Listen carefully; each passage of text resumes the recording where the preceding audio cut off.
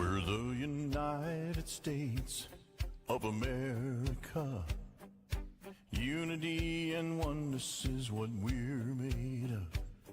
One nation under God, it's plain to see. We're showing the whole world what a country should be.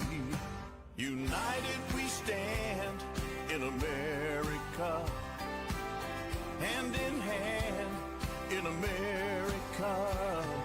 Together as one in a land that we love. United we stand in America.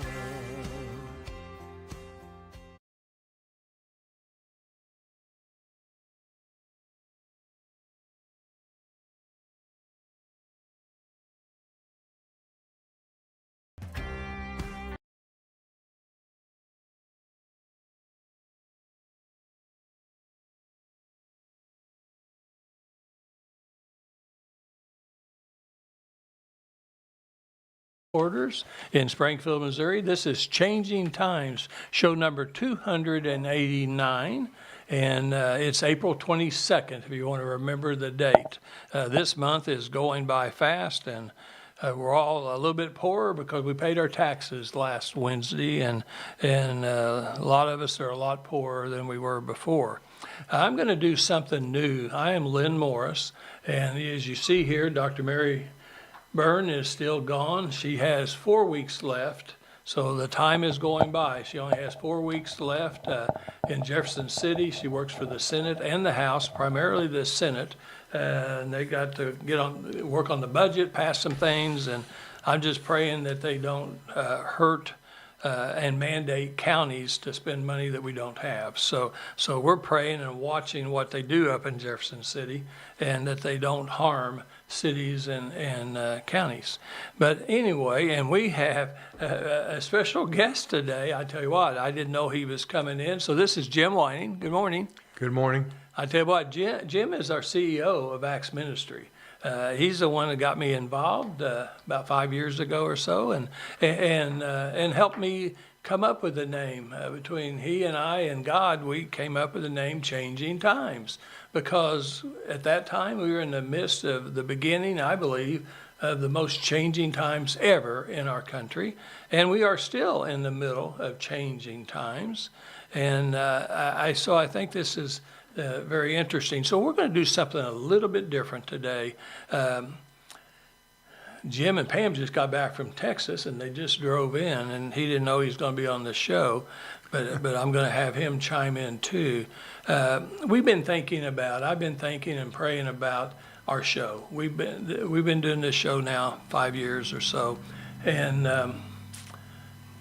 I don't know how many people really have time to watch a 45 or 50-minute show. I worry about that because we spend some time. I spend time getting guests. I spend time working and studying things. Actually, I become smarter each week because I study something before I actually come on the air. Kind of like when I was teaching pharmacology in college. I probably learned more than the students did because I studied and really knew the course material each week. But anyway, so now things are changing. Obviously, changing times. So I'm thinking about, and I'd love for you all to respond, and I'll tell you how in just a second, but I'm thinking about not necessarily immediately changing the show, but I'm thinking about doing a podcast, a 15-minute show. And how about 2 15-minute shows with different topics? So if you don't like that one topic, you've got the other topic. And Jim and I were just talking about we probably need to do a little bit more pre-promo shows. We need to let people know about a week ahead of time what our topics are going to be. You're going to maybe want to do some of your own research. You might want to send us an email. So here's what I hope you do. I hope you have a paper and pencil out there. I want you to write this down. 4321 ACTS, ACTS, at gmail.com. 4321 ACTS at gmail.com. All small letters. If you do that, I would love you to do 2 or 3 things. I'd love for you to tell us what you think about our show, what we've been doing, What would you like to see different? Would you like to see a smaller show that just has one topic? We can still have a guest. We're going to have a guest. Some of those shows will be pre-recorded, so it'd be more efficient for our times to do 2 recordings in one setting, or maybe even 3 or 4. We could do that, and we'd spend about the same amount of time as we do to drive to the studio and do that. But I want to make sure I get topics that you want to hear and you want to know about. And I'd love for you to participate. You can participate by emailing 4321@gmail.com and let us know. I'd like to know more about this that's going on in this country. I don't want to know about this. I want to know about that. I agree with you. I don't agree with you. Hey, we want all opinions. All opinions are extremely important.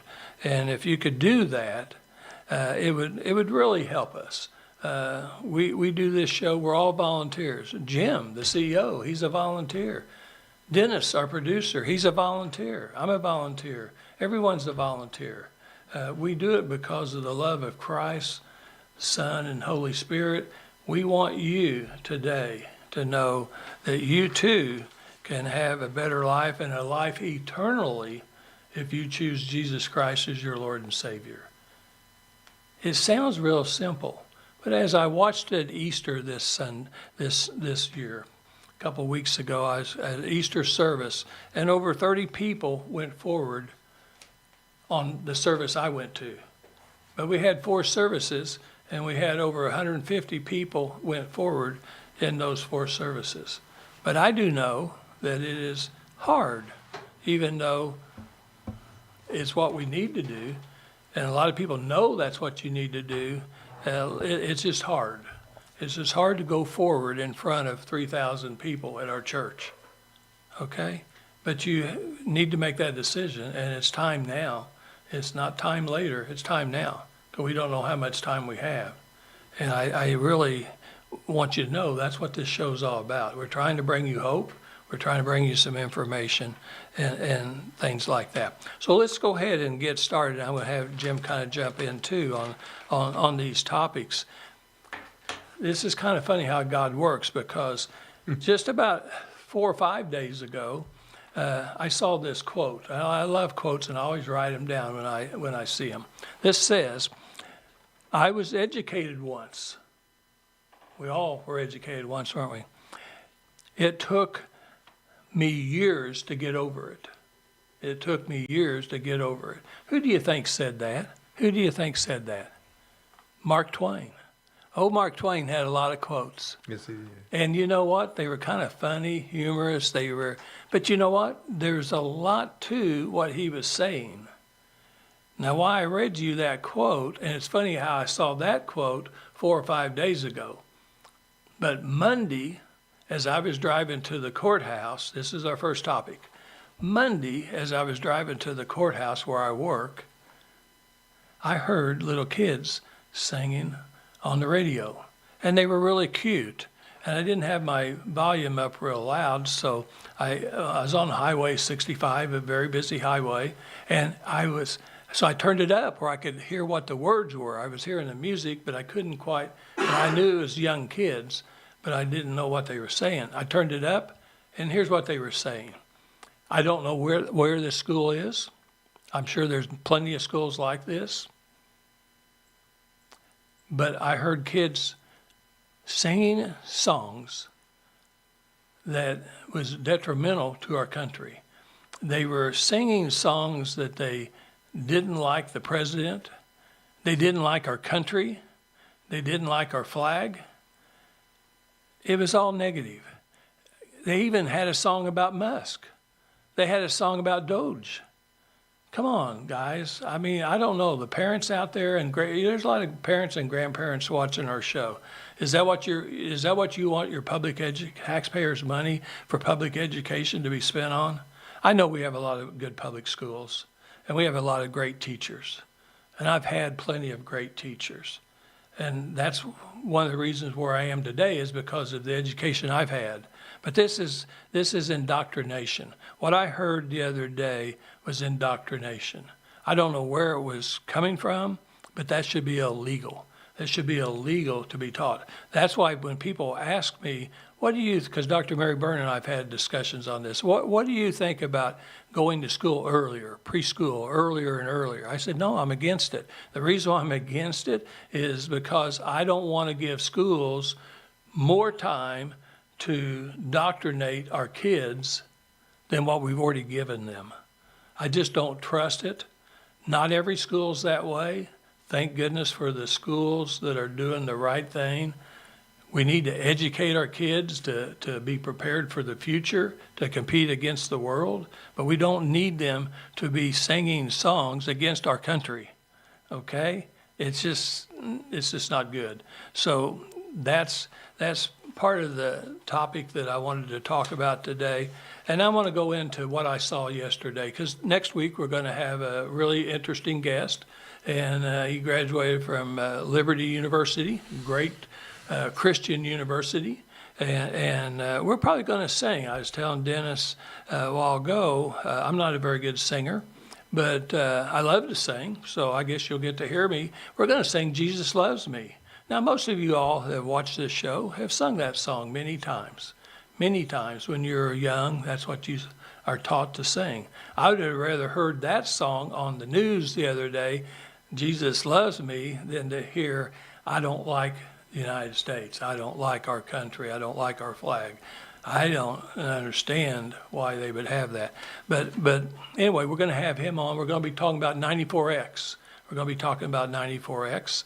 And 94X is a movement, a nonprofit Christian faith-based movement. And it's very interesting, and we'll continue to talk about that, but we're going to have Kurt Elmquist on next week, and maybe someone else with the 94X movement.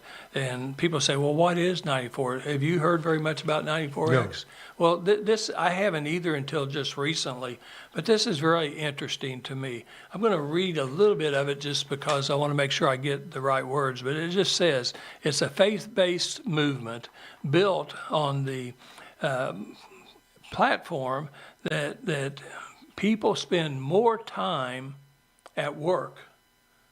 Studies have said and shown that 94% of your time is spent at work compared to home and church. So your mission field is not going to be at church. You should go to church. You should go to Sunday school. Should be involved in church activities. But that's not your mission field.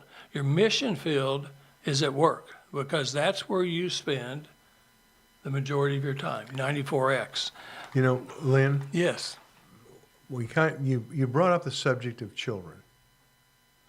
And I think one of the topics that it's always bothered me that it's not been addressed more effectively is the Stockholm Syndrome and how we can see its application in the public schools.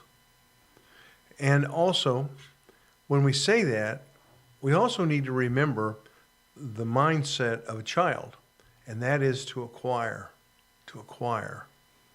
And so when a child is trying to acquire, sometimes that mind seeks out that moment that really seems to be totally inappropriate. And of course, we as adults are not perfect. I've noticed that. I don't know if you have. Yeah, I've noticed that a few times, that we're not perfect. And the minute you drop a hammer on your foot, the minute you stick your finger in something that shocks you, the first words that come out are not, thank you, Lord, for this experience. It's not. It's a collection of words that you hope nobody heard. But guess what? Those are the one sets of words that your child remembers. It just is amazing. Mm-hmm. And so when you give that together with the Stockholm Syndrome, which I believe has been applied for a long time in this country, very cautiously, carefully planned through the public school education system. Because all of a sudden what is unacceptable from the child's mentality, and they know it to be unacceptable, has developed into being an acceptable conduct or observation. That's what I wanted to say before we went into the bus singing. No, that's a great comment, and there again, that's why if you're not going to be teaching the right things to preschoolers before they actually really get into school, I'm against it. I mean, look what they're doing. And of course, this is all done on purpose. This has been intentionally. Dr. Mary Byrne talks about this all the time, that this is intentional. You know, this country, our military, everything about our country is makes it to where we're almost invincible from the outside. But from the inside, that's how they're trying to destroy us. Our enemy, that's the devil, and that's other countries. They really want to destroy America.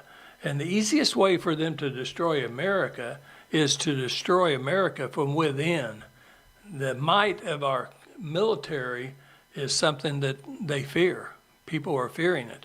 But they know that over time they can wear us out, and they can try to get the younger generation, the younger kids, and if they can indoctrinate them, we kind of see what's happening in college and universities today. We basically have colleges and universities taken over by liberal organizations, communist organizations, socialist organizations, all types of different And groups. these were people that were teachers in their early lives. That's right. They were teachers, and so honestly, they've really been taken over. That's why you can have those type of protests, but they don't want to have Christian concerts and different activities.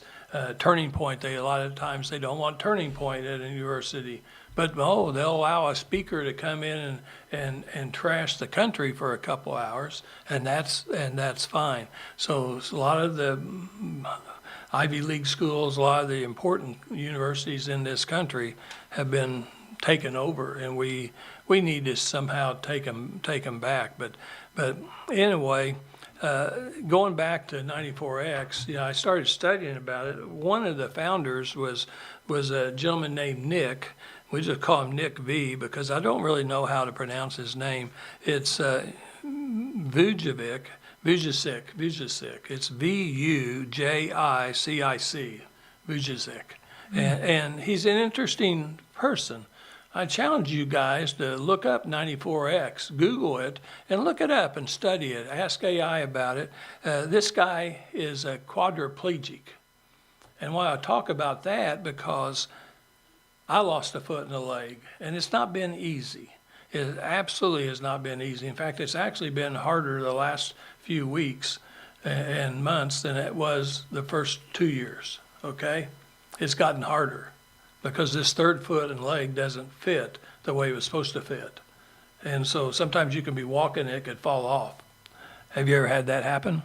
Actually the other day, as I was getting in the car from a meeting, trying to get to another meeting, my left leg is my foot and leg that has the prosthetic leg, and as I swung the leg in to get in the car, where it had my right leg and body in the car, the leg fell off on the asphalt parking lot. No. Oh. So I sit there and I look, and I go, well, that's a problem. That's a problem.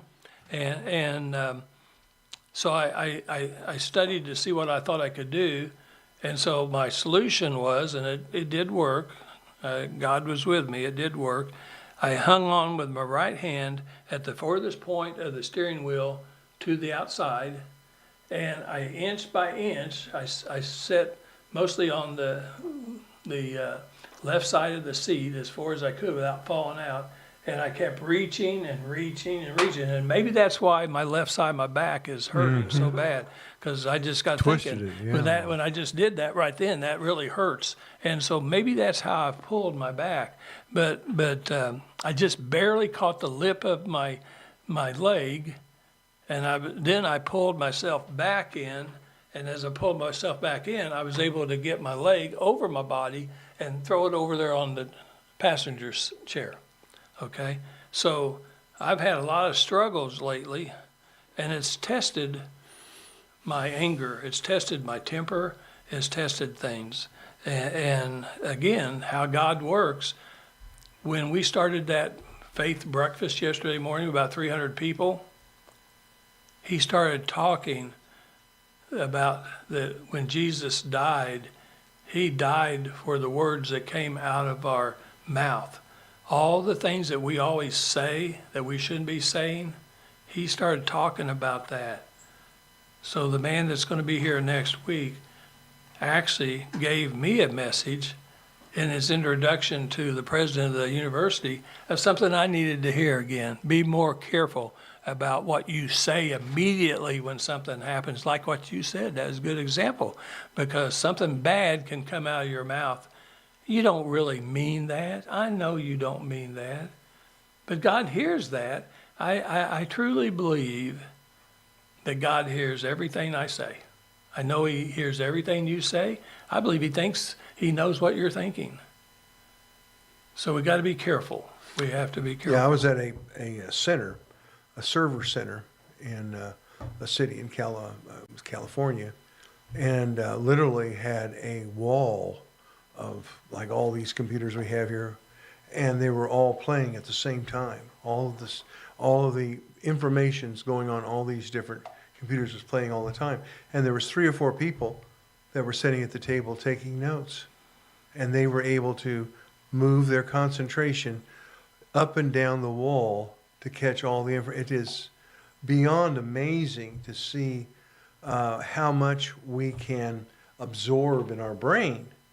And that means even if we don't know it, we're absorbing things that are not so good to absorb. Sure. And sure. so when you have something like that pushed down, and I get back to that Stockholm syndrome, all of a sudden the mechanisms the Lord gives you to block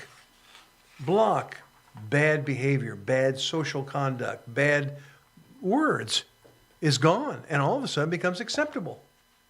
I mean, can you imagine, probably for some of you listening, I haven't checked the audience age here lately. I only checked the raw numbers, but most of us over 55, when we went to school, we did the Pledge of Allegiance every day. And the teacher also had a few moments every day to explain the United States, like who is the president, who is your senator, what is a county, and I went this all the way through school. So I had a grasp of language, and I had a grasp of appropriateness. But yet, within me still existed the evil that now is accepted to rise to the top and take control. And I'm really concerned about the fact that diffuses the remarkable growth that is occurring right now in the male youth populace to Christianity. It's amazing numbers. The male youth is coming back aggressively in Christ.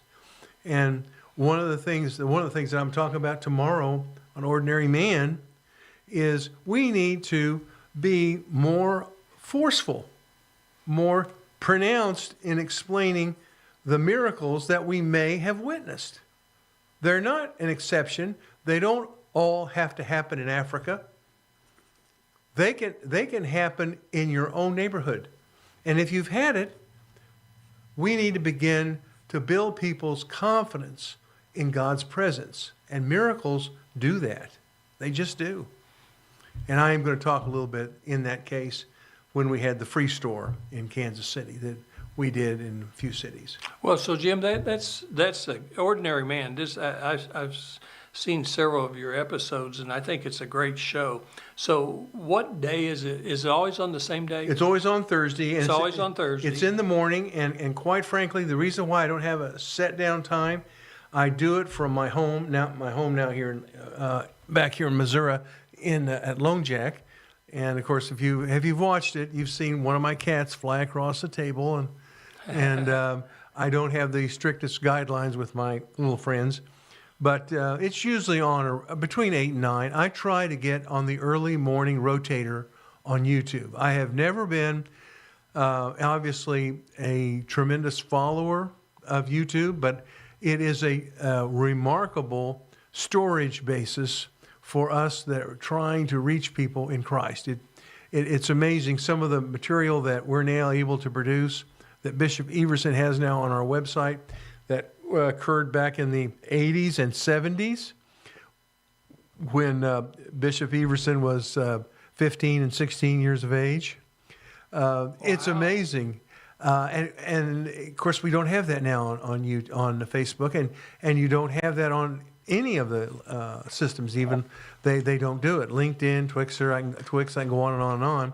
So that's a great resource that we have in the past and also in the future.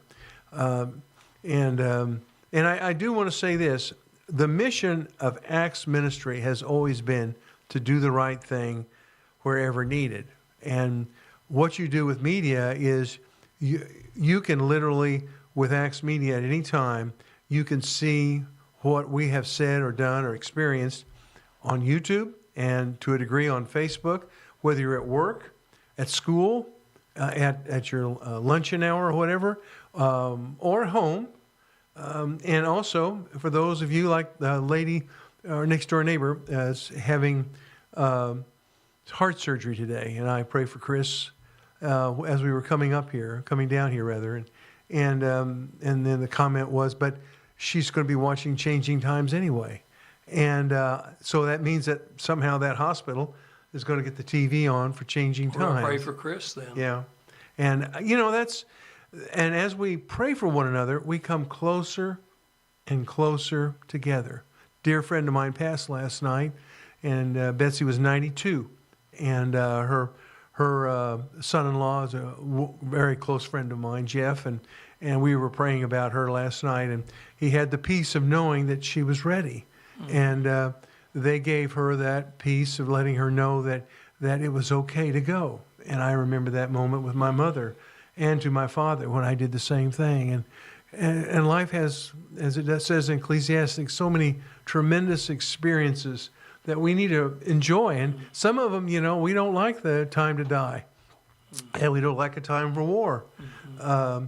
But they exist. God provided for it and said it was going to be part of our life's challenges. Mm-hmm.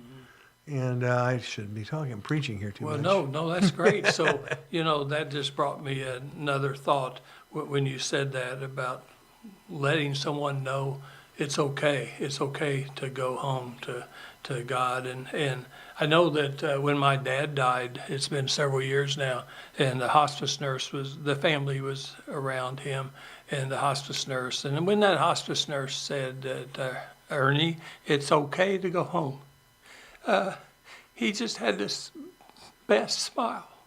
My dad always had a great smile, but he just had this beautiful smile as he died. Mm-hmm. And I just thought, I can see him going to heaven right now. He saw something as he died. And that's what you're talking about. So, hey, real quick about 94X, real quick, just a couple more things and we'll get to our second topic. There is a meeting, a summit this year, and I wrote the date down because we're going to continue to talk about it. I'm going to have different people on our show. But there's a summit in Tulsa, Oklahoma. So I know we have people watching all over the country, but in Tulsa, Oklahoma, November the 12th, all morning summit. We'll be talking more about it. I'm going to try to get there. I'll try to get some other people from Southwest Missouri and other parts of the country there. And I think this is going to be a great thing. So we'll talk more about 94X. Now let's talk about the second topic. This is something else I heard this week on the news. And most usually everything we hear on the news is negative. Most everything we hear, we watch and hear on TV is negative. Most everything that we read about in print is negative. Aren't you guys tired of all the negativity that's in this world? That seems to be everything that you hear. Do you like that? This show, hopefully, will bring hope and happiness and a positive attitude. That's what we try to have, because we try to have positive solutions on our show. We talk about tough subjects, but we try to do it. Here's one that we've all got a problem. We all share in this problem. It wasn't too long ago, less than a month, we were $37 trillion in debt. Just this week, we've gone to $39 trillion in debt. United States is $39 trillion in debt. Okay? How did that ever happen? What are we going to do about it? Is it our fault? All the citizens' fault? The 330 million people in this country? Is it our fault? I don't think so. Not necessarily. I don't really think so. I think it's the people that we elect to serve. And I'm going to be an equal opportunity guy. I belong to a conservative party, Republican Party, and I'm a strong Christian person. But I will tell you that I will have some Republican friends that don't like this comment, but the blame goes everywhere. The blame goes to both parties over time for us to ever allow our country, the best country in the world. We are the best country in the world. If the United States fail, the world fails. So Jesus, hurry up and come back because it depends on us. It depends on how we react and how we do things is whether the world is going to make it or not.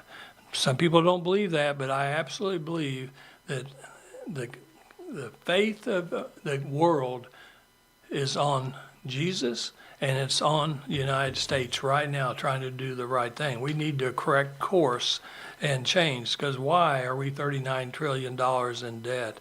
That's just crazy. That's just crazy. And you know, when I was researching that, it just talks about history of bad policy. We don't have time in another 10 minutes that we're going to have to talk about this subject, but it's bad policy. Bad policy by both parties, both leaders, the leaders from now going backwards, bad policy. Here's some things that, previously Washington has been involved in. And here's what they do for their answer. Here's their answer. You tell me if this is the right answer. They print more money. Do you think that's the right answer? Here's the statement, and I've heard this a few times in my life. I am not overdrawn in the checking account. Yeah. I am underdeposited in the checking account. And so then when you think of that word, underdeposited, who's going to be making the deposits? Does the government make the money to make the deposits? Who is supporting the government to make the government able to make those deposits?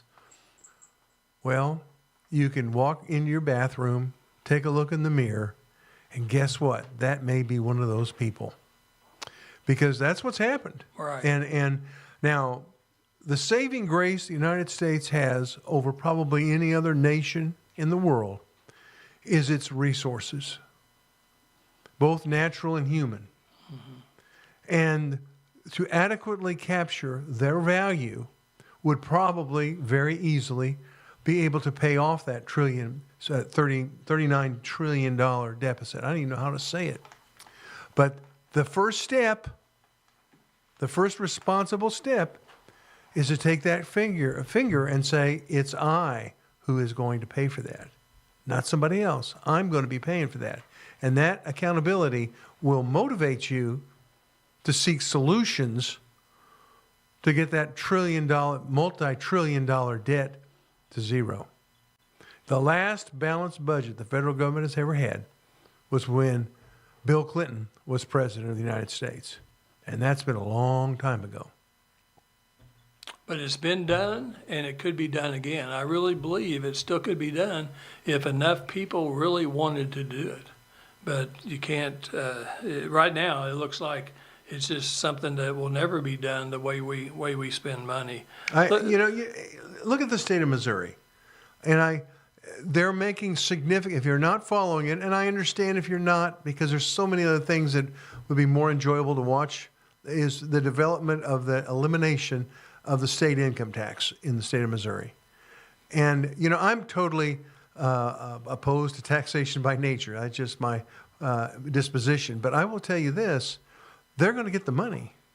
Whether it's taxes or sales taxes, somehow everybody's going to get the money. They're going to get the money.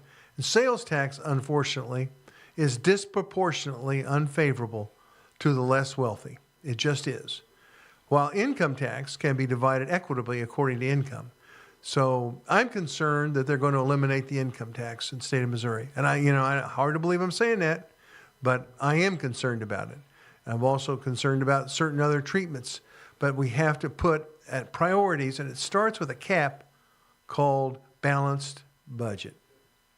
Yeah, you know what? So I'll just throw in something about Missouri income tax too. Since I was the state rep for 8 years, I've been talking to Governor Kehoe about this. I will tell people be careful, study the issue, because we're going to be voting on it in November. You're going to take $9 billion of income away from the state of Missouri with Missouri income tax, okay? And it nets out about $8.4 billion this year that we paid in April because there's about 600 or 700 million that gets refunded, okay? So they have to find a replacement for $8 billion, $3 or $4 billion, okay? So where'd they come from? You're right, sales tax is going to be at least 17%. Total. It could be higher. They're not really telling you exactly what it's going to be. The other thing is service tax. They're talking about a service tax. Well, the people, I think, is either 9 or 11 years ago, people in this state voted against a service tax. That means that every time you women get your nails done, there's a tax on it. Every time you get your oil changed, there's a tax on the service. Everything that somebody performs a service, there's a tax on. Now, is there some things going to be exempt, like medical or whatever? They're not sure. They're not telling people yet what if there's exemptions or what. And then is that fair for those people and not fair for the others? And then is that going to create a black market where some people will perform a service but not charge a tax, or they might take the money themselves and cut the price in half? I mean, there's lots of issues on that. But here's another thing that our country does. This is their solution. Is this a good solution? Borrow more money from foreign countries. Do you want to borrow more money from foreign countries like China, your enemies? I mean, is that what you want to do? It's not my solution, okay? I tell you what, the other thing that they've been doing for a long time is just passing the problem on to the next generation. And we see, they just kick that can down the road. And we see exactly, for those of us that remember when the embassy in Iran was overrun by radicals, I believe it was in 79 or 78, something like that. And Jimmy Carter was president at that time. And we have taken a radicalized country that basically believes in the 5th century philosophies. And we've allowed them to continue and grow and build huge mounds of missiles, of various robotic equipment, underground, protected, and nuclear now materials. And so that's been pushed down the road for 46, maybe 50, 46, 47 years.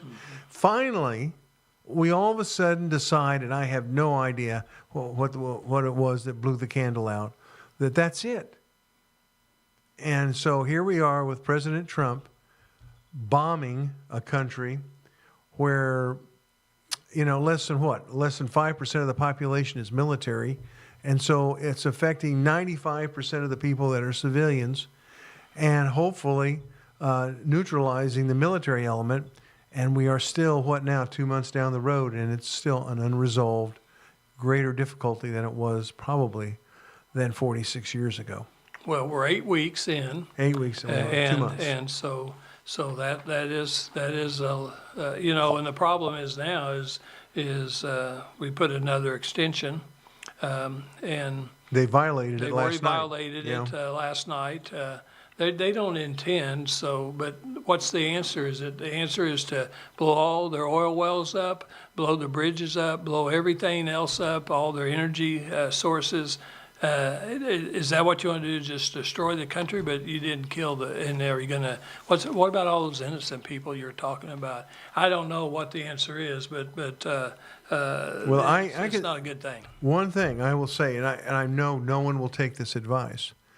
Most of these refineries that are in the Middle East were set up by American companies. And most of these refineries that are set up with their equipment, it's not a matter of blowing that equipment up. There's about 50 key components in that refinery that are only made in certain countries, primarily the United States. You literally remove those key spots in those refineries, and they're gone. They won't be back. They won't be back. And then if they're going to get those parts to do that, they're going to have to come to the United States or a country that the United States has a direct relationship with. And I'm telling you, it doesn't have to be super violent. It's got to be very directed, and it's got to be very specific. But that is a way, just eliminating the refineries. I mean, take Russia. Their refineries are still in the 1980s. It's a joke. And why we spend any time thinking about blowing it up, it's probably the best thing that could happen. Then they would have to put something new up. But you go in there and remove certain key elements of that refinery, they could not replace it. And guess what? That production is zero without a single bomb. Yeah. Well, they're financially, Iran's going to be in trouble no matter what they do. So, Yeah. So 2 or 3 things real quick, and then we're going to talk about our sponsors. You know, rising debt means fewer economic opportunities. I mean, I think we all know that, but I just want to go over that. You know, for Americans, to buy a house, to buy a car, anything. I mean, so when we start having all this debt, it actually causes us higher interest rates. It also causes us a hard time to buy what people want to buy, which is a home or a car, those type of things. Rising debt actually slows our economic growth, and so that's going to hurt your GDP. Rising debt actually causes inflation. It actually stimulates inflation. So not very good right now when I think about, they say, well, the inflation's under control. That's what I heard today, is inflation is under control. I'm not exactly sure if that's correct or not, but obviously we got some real hard decisions to make before November when the midterms are. But I want to talk about our sponsors. Hope you enjoyed part of that today. Something of that today was beneficial to you. Please send us a thought. Send us a thought to 4321 acts @gmail.com, and I'd love to hear, and Jim would love to hear, Dennis would love to hear what you have to say. Our 2 sponsors, Brad Pistow, Certified Fiduciary Financial Planner, located in Ozark, Missouri. He's licensed in 18 states. He has associates that he knows in all 50 states. As I was talking to his office yesterday, he's getting ready to go out and be gone a couple of weeks, traveling all over the country, speaking and doing different engagements. I tell you what, this guy is extremely busy. He's written a couple of books, best-selling books on financial planning, retirement planning. First one is Safe Money Matters. Obviously, everybody wants your money to be safe. And the other one is Bulletproof. Well, you want to have a bulletproof vest on when you're talking about your savings. And so this guy knows what he's talking about. You can call 417-581-9222, 417-581-9222. I was talking to Lisa yesterday. You can talk to Lisa. She'll answer the phone. She's also licensed and everything, but she's the person that answers the phone, and she's going to get you the right information. There's no charge to talk to Brad Pistow. There's never a charge to talk to Brad Pistow, whether it's on the phone or whether it's in person. You can do that. And so, honestly, I use him. A lot of people use him. He's not only really good at helping you figure out a plan where you never run out of money before you run out of your life, okay? So I honestly, at my age, I am not worried about running out of money before I run out of my life. And if I die first, which I probably will, my wife will have plenty of money and I don't have to worry about her, and still got money for the grandkids and things like that, because he has set us up with plans that really do work. Okay? And he shows up when you have questions. I had him assess 6 or 7 of our annuities, and he was right. I would say within probably 2 days, he was back with an analogy, told me the good side, the bad sides, what should be done and what doesn't need to be done. Very efficient, and gave. And in this case, in some cases, he doesn't make any sale at all. Yeah. Yeah, no, he Just provides a service. He just gives a lot of free advice, and he'll be honest with you. He's a strong Christian. He went to school to become a Christian pastor, and did youth leadership for quite a while. And then his dad was a licensed stockbroker and sold securities, and he actually eventually went into that type of field. But no, he's a strong person. His son's involved in it and everything else. So I buy stocks. I do different things through he and his sons. So anyway, great sponsor. Springfield Nissan, Springfield Kia is our other sponsor. That's John Whittaker, and Aaron Swanson is the general sales manager. I bought a Kia Sorento last Labor Day. So I've had it for about 6 months now, and it's a great car. I actually like it probably better than my Jeep that I bought from them, Grand Cherokee Jeep Summit. And I highly recommend these guys. They're located at 3838 South Campbell, 3838 South Campbell. You've got the Nissans and Kias on one side of South Campbell. You have the used cars across the street on South Campbell. And when you talk about used cars, that's a good buy too, especially if you can afford to buy a car that has had all the inspections that they do. And so those cars are just a little bit more expensive, but they're certified, and they'll go down the road many, many miles before you have any kind of problems, because there's no problems that they shouldn't have uncovered, and they'll fix everything before you get on the road. So I highly recommend these guys. And you go and say, well, I don't live in Missouri. That's okay. I asked them the other day, they sell cars to people in 8 different states. So that's a pretty good thing. Why do they come to that place? Well, it's because of service, because of price, because of these people have been in business almost 50 years. One of the longest family-owned dealerships in Springfield, Missouri. That's why they go there. That's why I go there. Dr. Mary Byrne, she bought a Nissan Rogue probably about a month, 4 or 6 weeks ago. They had a tremendous 0% interest, great program, got a great trade in. So she and I both now drive a car from that dealership. So there's our 2 sponsors. Next week we'll be back, and hope you all will be back. Be sure and do this. Jim and I were talking about that before the show started. Share. Share is the word that is extremely important to us and should be to you and all your friends. If you like our show and we've helped you in any kind of way, be sure and share our show. Just send our show out and share it to all your friends. And some of them will share it to other people. So just keep telling people, please share Changing Times, and you will be blessing other people. You won't know what difference it makes in other people's lives to listen and watch a show like ours. We really appreciate it. We'll be back next Wednesday. God bless.